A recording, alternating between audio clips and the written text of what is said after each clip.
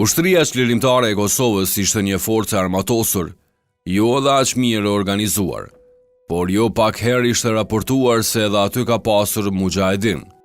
Gazetari gjerman që ka raportuar për luftën në Kosovë thotë se nuk ka prova që brenda UÇK-s ka pasur brigadat e muxhahedineve.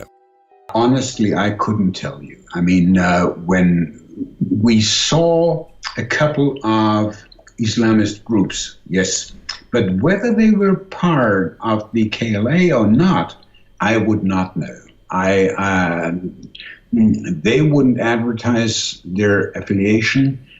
And of course, UÇK never said that they were importing or using Islamic fighters from outside Kosovo. So yes, we heard about it, rumors, abandoned rumors, but I have no concrete proof for that. Sulmi në Vjen ndodhi. Një hetim do të tregoj se si organizua dhe kush tjetër është i përfshirë në të. Por këtë gazetar që ka shkruar afro 2 dekada për ardhjen e lëvizjes gjihadiste në Evropë, ai e ka zënë të befasuar ky sulm. It didn't come as a total surprise. The idea that the Islamic State, that IS, had been definitely destroyed by the death of al-Baghdadi, I think this was too simplistic from the very beginning.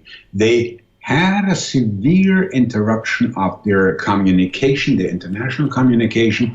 They had an extreme problem in reorganizing the Islamic State as more than a myth.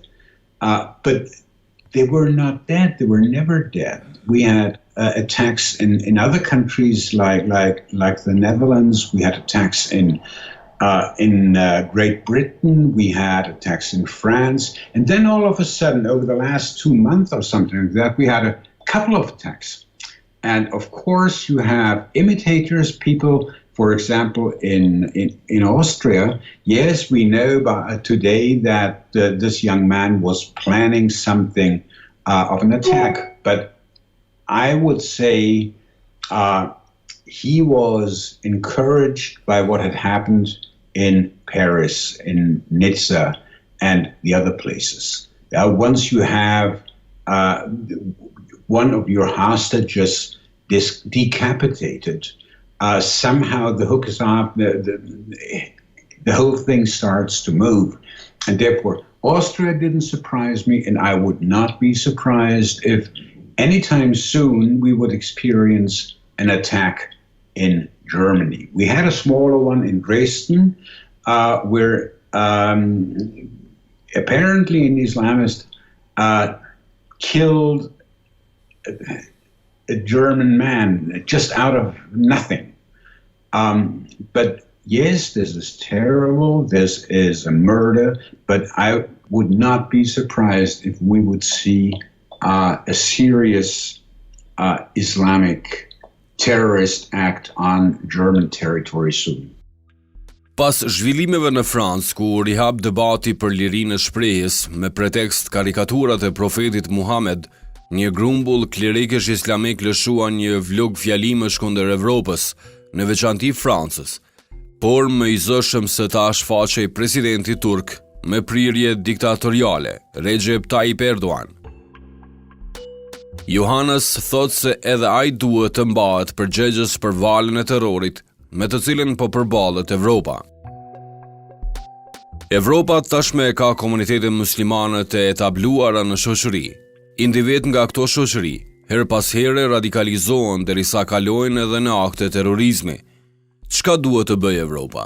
A mjaftojnë ligjet që aktualisht i ka për të kontrolluar radikalizmin, por pa i shkelur të drejtat për liri të besimit? There is an old German song from the 19th century which says, "The thoughts are free, Gedanken sind frei."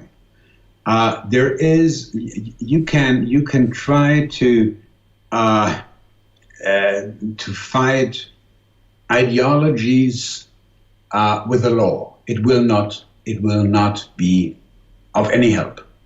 The only way you can fight Radical Islam, for example, or communism or extreme rights, the only way is to try to convince them mentally, ideologically. You have to talk to them. It is a very long and often not very successful way. But if you put out a law and you forbid radical Islam, then what does it help?